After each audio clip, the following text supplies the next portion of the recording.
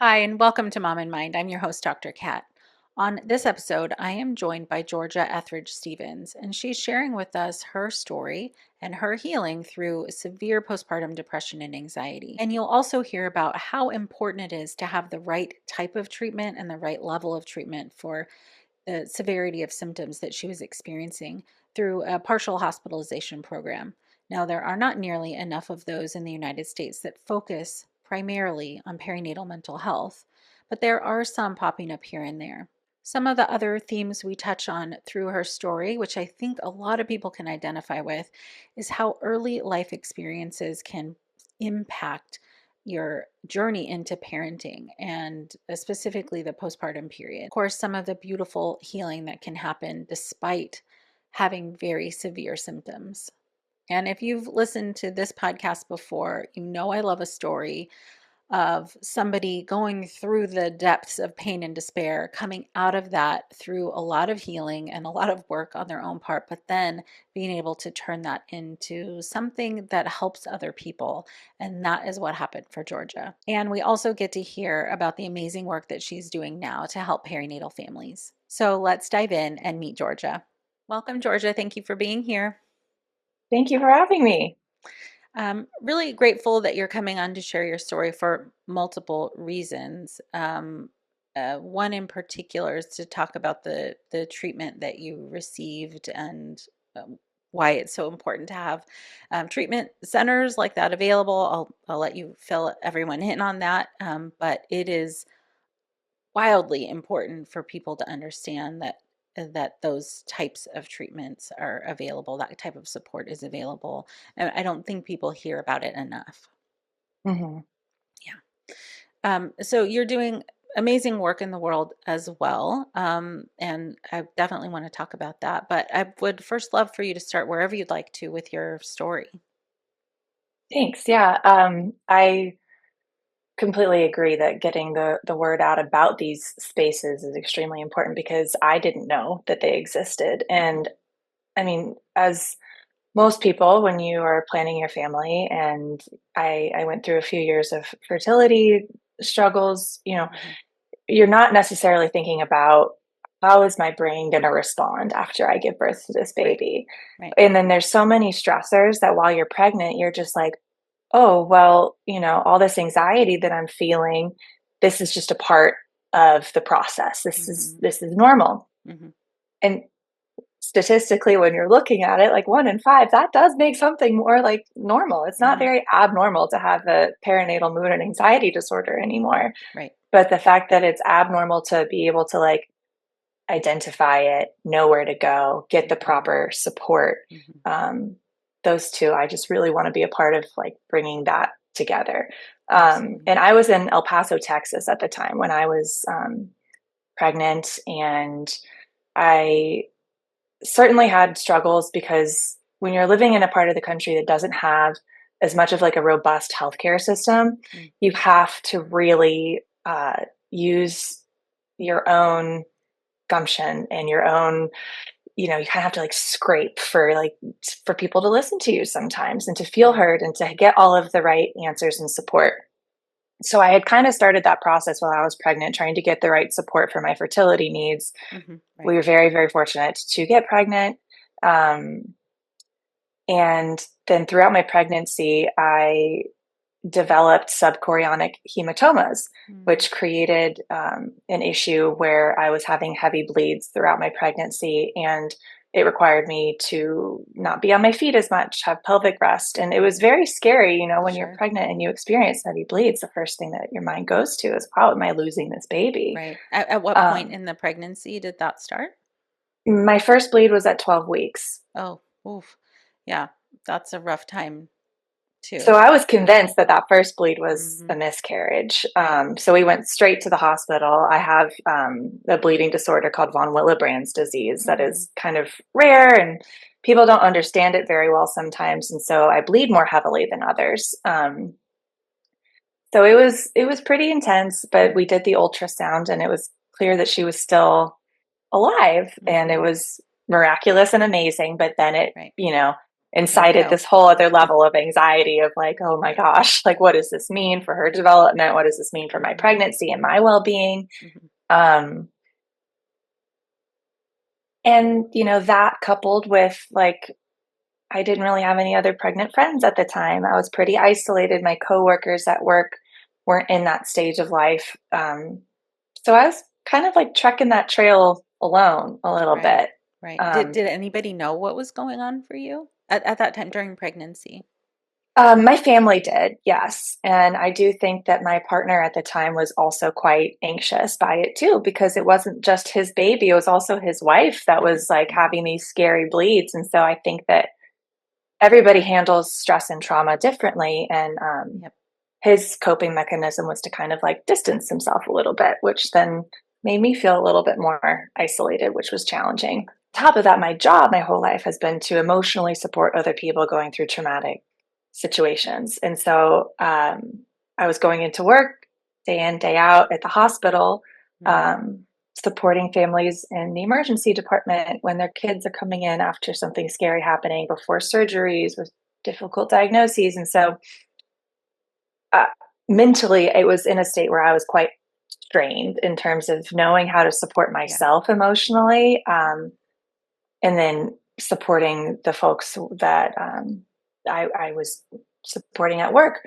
Um, And you were supporting people who had children who were like medically fragile or yes, yes. So I am a certified child life specialist. And so, what that is it's typically a role that's in children's hospitals and in healthcare environments where we're mitigating the negative impacts of hospitalization Mhm. and traumatic experiences through a knowledge of child development and the importance of play and knowing where each child is at developmentally, helping them understand in words that they can understand, like what their body is going through. Sure. It reduces fear. It like actually scientifically reduces pain perception too. Amazing. It's fascinating, but Hmm. that's a whole separate Right. conversation. But such an Um, important role, yeah. such an important job.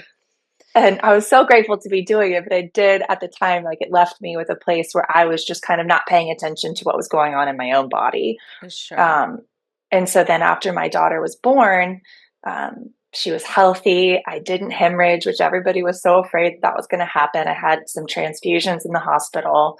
Um, I had 3 months that I took off. I had the 12 weeks that I took off of work to be with her.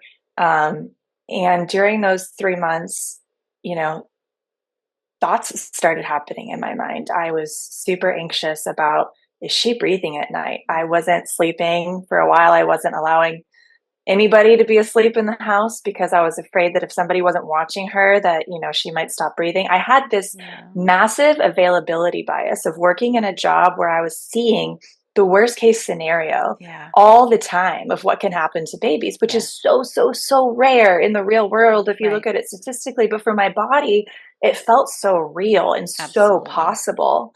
Um, so that anxiety was mounting, coupled with then, really dark thoughts closer to like the 3 month mark. I started fearing like, am I able to take care of this baby? I'm feeling really, I was more detached from her, I think, because of how scared I was about everything all the time. Right. Um, and that made me really sad. And the depression started to hit. And once I got back to work, after the 3 month mark, there was a day where a baby around the same size as my baby came into the Mm. emergency department.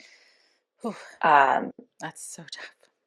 it was so tough, and it was a in hospital lingo a code blue situation where the baby needed to be resuscitated and stabilized. And once I supported the family and got them up into the pediatric intensive care unit, I went home and I grabbed my baby and I just cried. And it was the first time I had cried in like months and months after all this stress. I just sobbed and I was like, Right. I would die if something happened to you. Right. Like, I just remember feeling like this massive amount of vulnerability, but also helplessness. Hmm. Um, and in retrospect, I look back at my trajectory with my mental health, and that was the switch flip moment. Like that was when everything got a lot harder, a lot darker. Um, Right. and I was receiving weekly therapy with a psychologist at the time. And I remember telling her how much darker my thoughts were getting, how much heavier I was feeling. And at one point I said, I think I need to be hospitalized. And I remember her telling me, she's like, you don't want that. Here, the hospitals here are, you'll be hospitalized with people who are going through, drug addiction withdrawals and severe psychiatric issues. You'll be rooming in with folks like that. And like that might make things feel worse. And I just remember feeling like, okay, well, then what? Then Right. what do I do? Right. Um, Can I pause here for a second? So, yes. just so I understand what was going on for you, that for a lot of people, when things start to get that intense, the internal processes, the thought processes, the emotional experience, sometimes even like the physical response to everything, everything's so visceral. Hmm. People tend to get more and more internal, like, you know, quieter almost, for Yeah. some people. And I'm curious if that was part of your experience. If, like, did other people know what was really going on? Um, really, my husband at the time, I would tell him, but you know, and not to his fault. Most people aren't equipped to be able to know what to do when your spouse is saying, "Hey, I'm having Right, suicidal ideation." right. So he encouraged me to go and maybe and get medicated, which I did.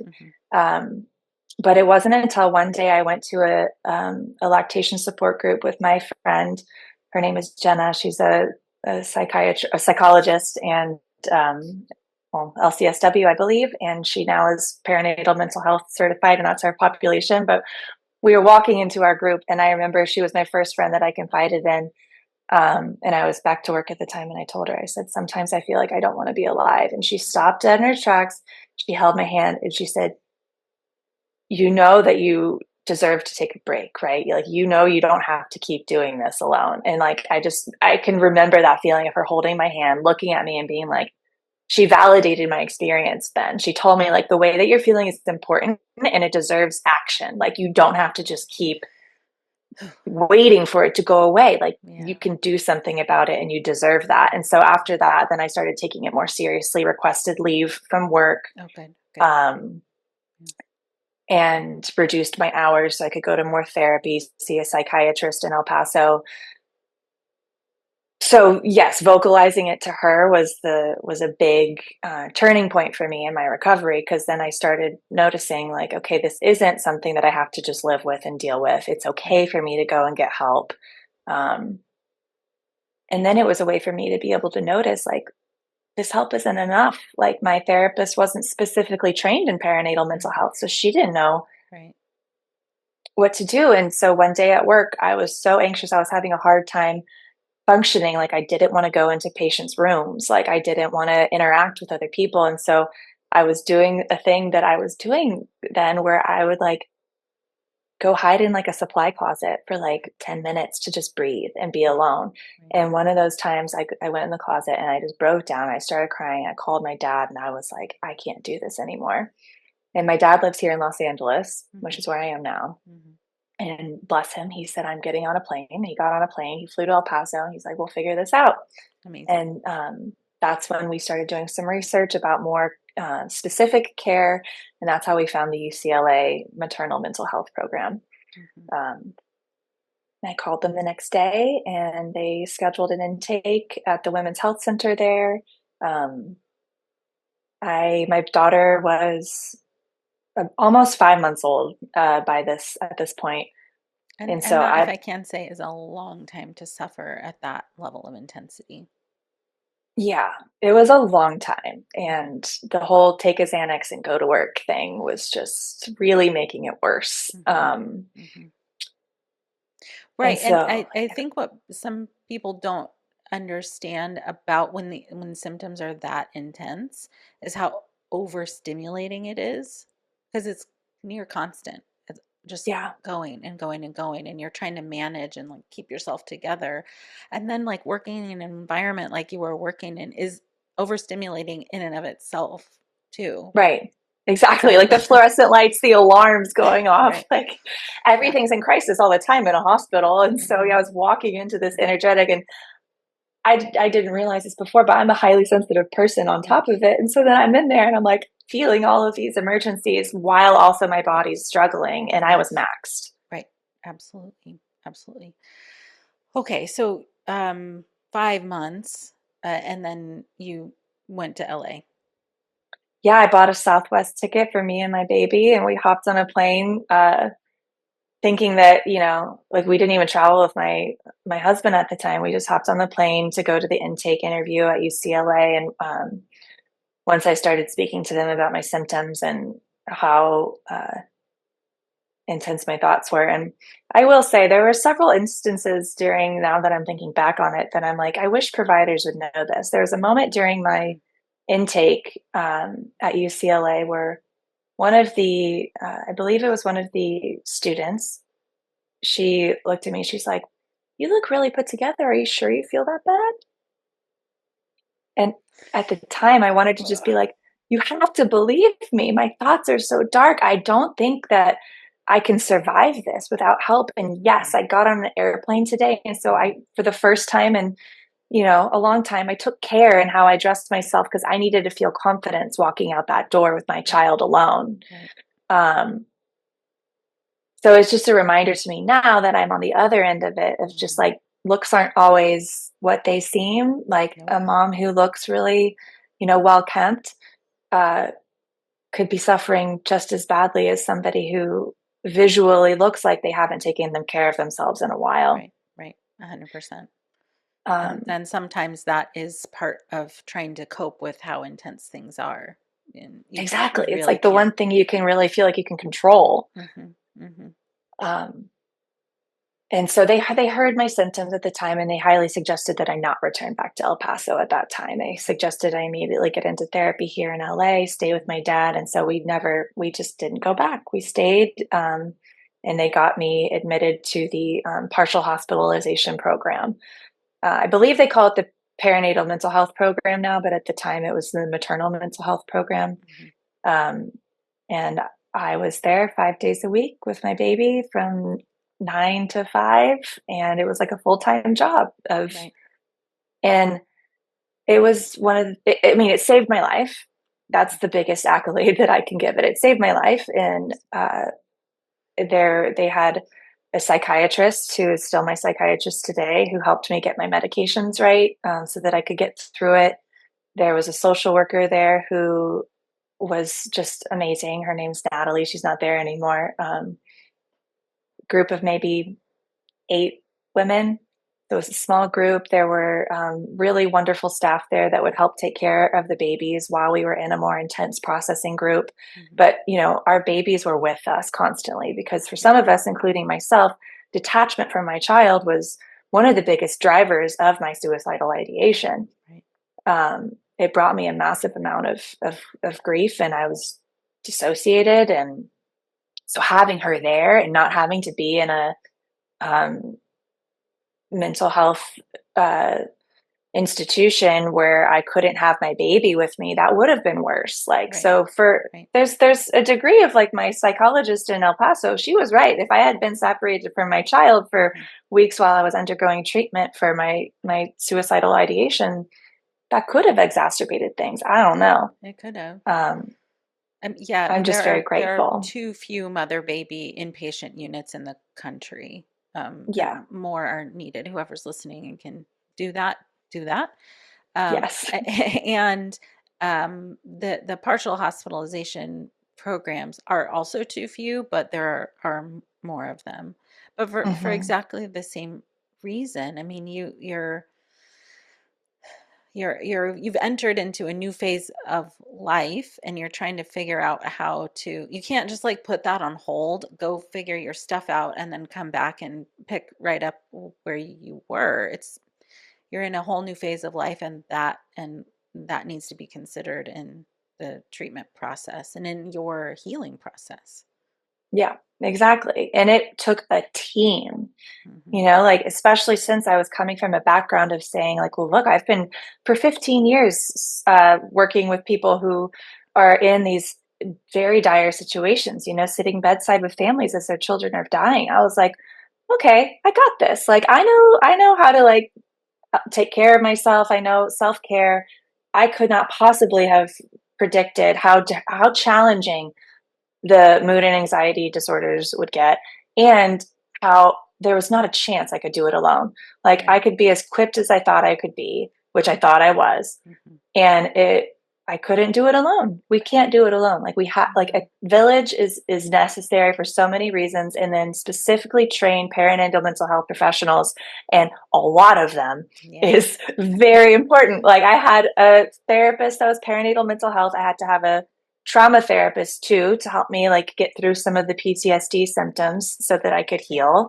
Right. A psychiatrist, a social worker, yeah, I Hmm. had to hold a whole crew, and I'm so grateful for that. And um, I truly wish that every person that experiences symptoms like this gets to access those types of resources, because I was discharged after being there for 4 months. And it still took, a while to get back on my feet, because, one of the things when you're going through treatment like that is you don't emerge the same person as you were before. Right. Um, Can I thank a you for lot, saying that? yeah. And mm, would you feel comfortable speaking to some of that kind of transformation that happened for you? I don't know if that's the right word, but Yeah, I mhm, think it's the right word for sure. Like phoenix from the ashes kind mhm, of mhm, aesthetic in my mind sometimes, of like, I didn't realize how much my past had been impacting me. I had, mhm, gone through childhood sexual abuse, uh, domestic violence, and then into like a healthy marriage with the father of my child. But it wasn't until I went through this massive period of dissociation, getting care, really diving into PTSD and trauma work, that then I got back to this sense of who I was mhm, internally. And I had left El Paso. I was in Los Angeles. So I was in a new place. So it was this right, opportunity for rebirth of my own self, mhm, of, okay, well, and at the time, my self-esteem was still a little bit shaky. So a lot of the things that I would ask myself is, well, what would I want my daughter to do in this moment? mhm, I had a little girl. And so I'd ask myself, like, if she were in my situation, what would I want her to do? Would I want her to go back to that life that she was in, where she wasn't fully living her best life? Or mhm, would you want her to be brave and take the leaps and the changes and stand up for herself? mhm, And I chose the latter. right, And that meant that, my daughter was about 1 year old, and I asked for a divorce from her father, who I was with. And to no fault of his own, I just mhm, realized that I was a different person. mhm, And mhm, I needed different things in my life. I needed a different type of support. I right, needed more emotional, more of like an emotional support system day in, day out. And with my most intimate partner, that's what I really needed. I yeah, needed to feel like this depth of a sensitive person that I am was being supported. So, as scary as it is to kind of blow up your whole life, have a divorce, leave your home that you just spent years building, right. I was really grateful to have the support system of my parents here in Los Angeles that I could move in with and live with while I was doing all of this. That's right. Um, Yep. but I emerged from that program completely different and just knew it. And I was like, okay, well, then now how do I rebuild my life in a way that's in the image and in like listening to my body and into my Mhm, soul, like that's mhm. actually healthy for me? Um, Oof. Yeah, that is a huge shift and change. And to go back just a couple of points to your experience of I guess realizing that some of your early life experiences were at least part of what was impacting this transition. I yeah, think so many people are blindsided by that. you don't necessarily expect, even for people who've done therapy and done work on some of previous trauma, there when you're in a whole new um, life circumstance, some of those things come back up for review, or they're like in new Yeah. light, or you have all new things to connect it to. um, and I again appreciate you speaking to that, because it is not one of the things that people are expecting to happen. Like, oh, now I have to deal with this too. Like, I've already had enough, but here we are. Okay, fine. Everything's out on the table now. Yes. It's so overwhelming. It's so overwhelming. And my trauma therapist would talk about it.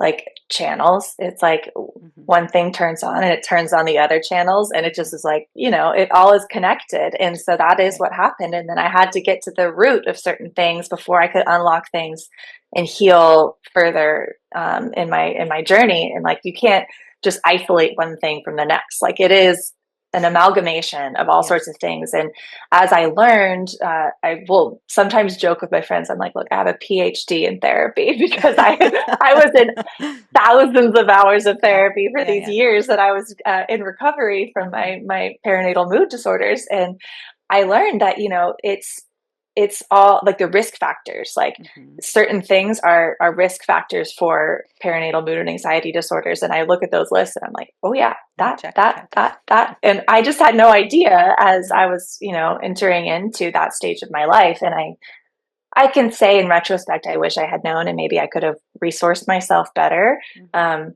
but then again, being kind of in a resource desert, I could have only done so much. And so I just Right. would really hope that one day we're in a place where if somebody is in a part of the country where they feel like they don't have the types of resources on the ground, that like there's things that they can access virtually. And I think the pandemic was actually really beneficial in those ways, and that there's a Yeah. lot more like telehealth options. Definitely. um, and Definitely. just to not feel so alone and so isolated when you're in a place where you're like, okay, well, I don't have a perinatal mental health partial hospitalization program in my Hmm. city. Hmm. Um, but there are telehealth options, just because important. Oh, yeah, it absolutely is. And I know for even in the UCLA program, their IOP during COVID went to a telehealth option also for at least a period of time. Yes. Um, which IOP, intensive outpatient program, it's like that's a 3 day a week program for people who aren't aware. Um, but I mean, the UCLA had to shift gears and figure out how to support people, because again, you can't just kind of pull the plug on all support for people when they actually need it the most. Right. During those Exactly. times. Yeah. And I remember thinking, because I was discharged about 2 months before the pandemic started. And I remember thinking, whoa, how grateful am I that like I got to be there physically, because a Mhm. part of the healing process for me was to have that reason to get out of bed, to have that Mhm. reason to leave the house. And I definitely started to fall in that category of like unkempt for a Yeah. while. So I'm not Mhm. saying I always like got dressed and did well but I got Sure. myself out of the house. And I made friends and built community. And we had moments of levity where we could, eat our lunch together. And I'm still best friends with one of the moms that I met in that group. And our kids are Amazing. 5 years old now.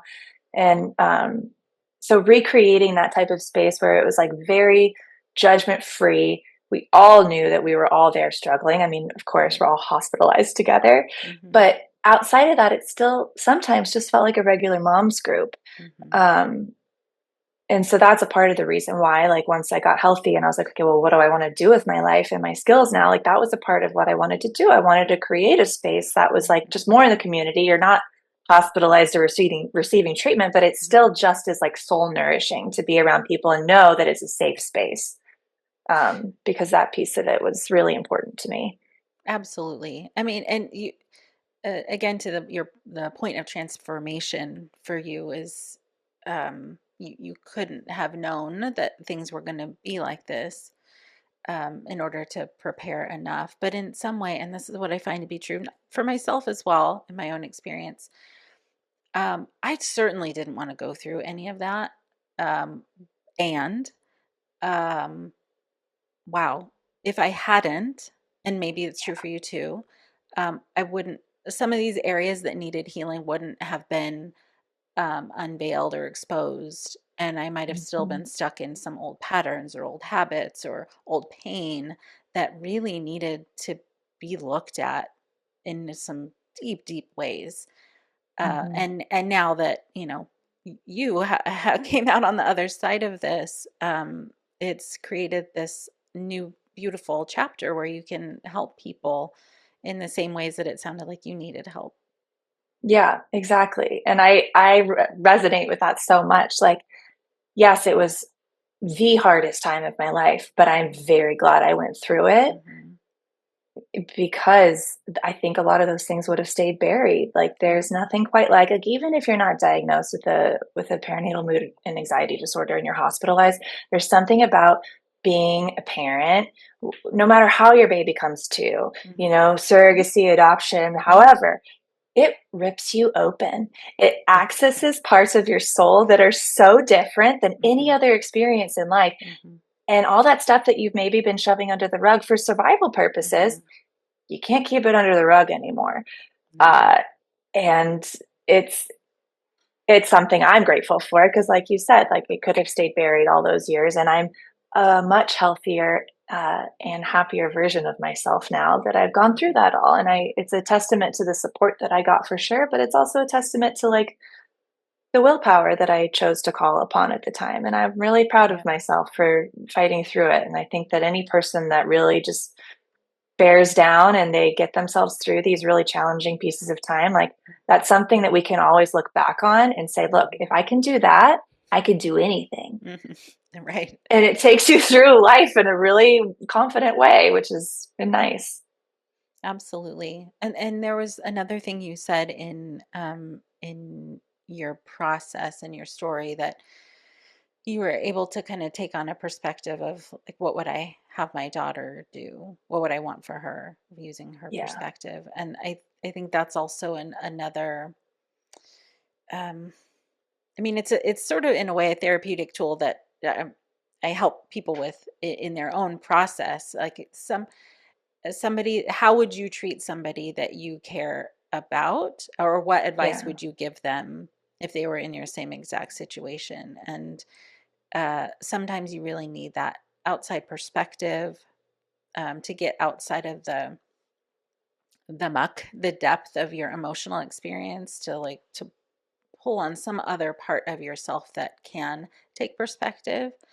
Uh, and you did that prior to going into this depth of therapy. Um, that Right. was something within you that you, speaking of your willpower, that was something that you pulled on for yourself. And I am always just so amazed at what seems like a dichotomy, but isn't, that the you can be in so much pain and still there's some part that is like reaching out of you to find healing in some way. Yes. It's so cool. It's so cool. I love it. It's so cool. Hmm. I remember that feeling very viscerally. Like it felt like a little flicker in my chest, like a little tiny flame that was just not totally extinguished yet, but it was still there. That even though like it was clearly like the voices of feeling like I was a bad person, feeling like I wasn't that it wasn't worth living, right? Like how much darker can it really get? And that little flicker of whatever it was. And I do think that my child amplified that. Like it pulled me forward. And then now, as I've recovered and going through my recovery, like I felt that flame get brighter and brighter and brighter to the point where now I can just like feel warmth in my chest and I know who I am again. And So cool.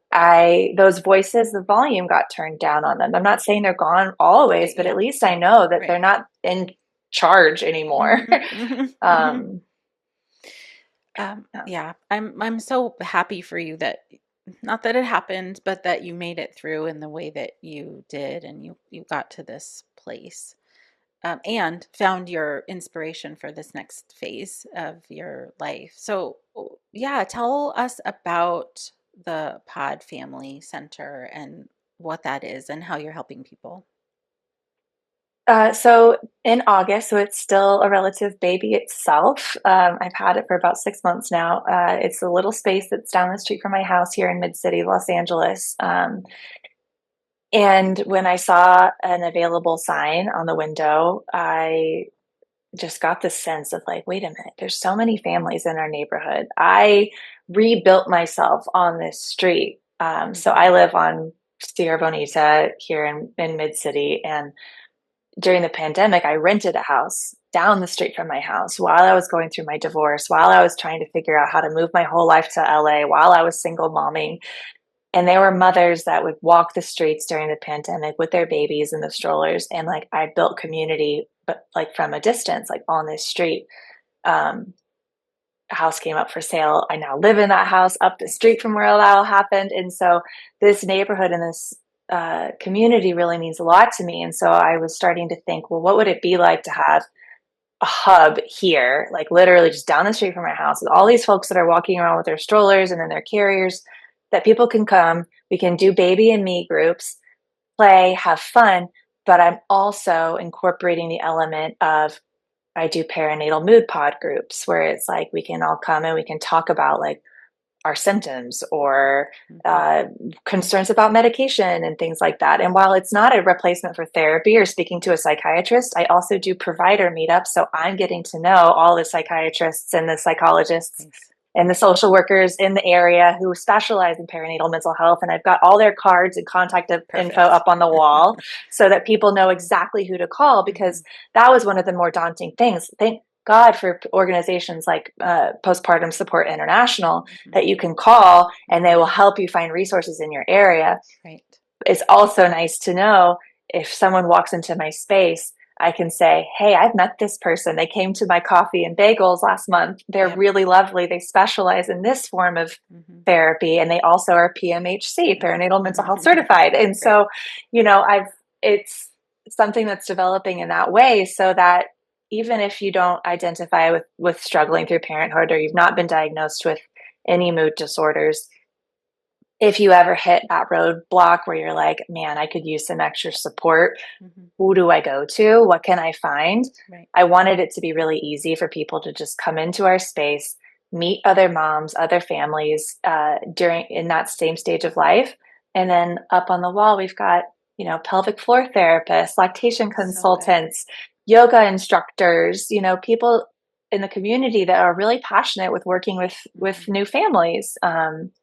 And who really have that mindset of being able to say, hey, I know how to work with somebody who's struggling with these issues, so that your experience can be validated. So you're getting that full holistic care, Hmm. because that's important. It is, it's your whole spirit that needs to be cared for. It's not just one thing. It's the whole person. So that was Yeah. the vision for the space. I love that. And it is, I mean, the community centered part of it is really so important, like getting people resources where they are. And Yeah. yes, to what we were speaking about before, the virtual options are amazing and needed and necessary. But there is something to be said about having that really grounded, like a physical space Yeah. that's not, you don't have to travel far. And of course, getting around LA by car, you could go 2 miles and it'd take 20 minutes. Like Yeah. being able to come to a place that's close-ish is also really important. Even if people aren't, like you said, diagnosed, don't have a diagnosis of a perinatal mood or anxiety disorder, doesn't mean there's not still distress Right. or transition of some kind, or like reorganizing who they are as a person around this new life experience, uh, and still need that connection to other people who are going through it. Yes. Absolutely. That's a fascinating realm that I'm looking into exploring in the new year, is that concept of matrescence. And like, Hmm. even if you're, like not diagnosed, it is a process of transforming yourself. Even if it's It your second is. or third child, like it's, Hmm. you change as another human comes into your life in that way. And to create ritual and space around that is really important, because we create ritual on lots of things and rites of passage, but I feel like the ritual around becoming a parent is overlooked often. It's very focused on the child, which is wonderful. We should have rituals around celebrating the new life, but Hmm. it's also celebrating the new life of the mother and oftentimes mourning the loss of what you were before. Oof, And that part. Yep. yeah, so that is what I would like to be able to hold space for at the pod. That's kind of my passion, and I love my community. And last week when we had our baby and me group, all the moms that were there, they all walked. So it was That's so lovely that cool. everybody was neighbors. So it was really nice. That's really awesome. So with all that you've been through and now the work that you're doing in the world, what are some things you want to make sure that people understand or at least hear about your experience?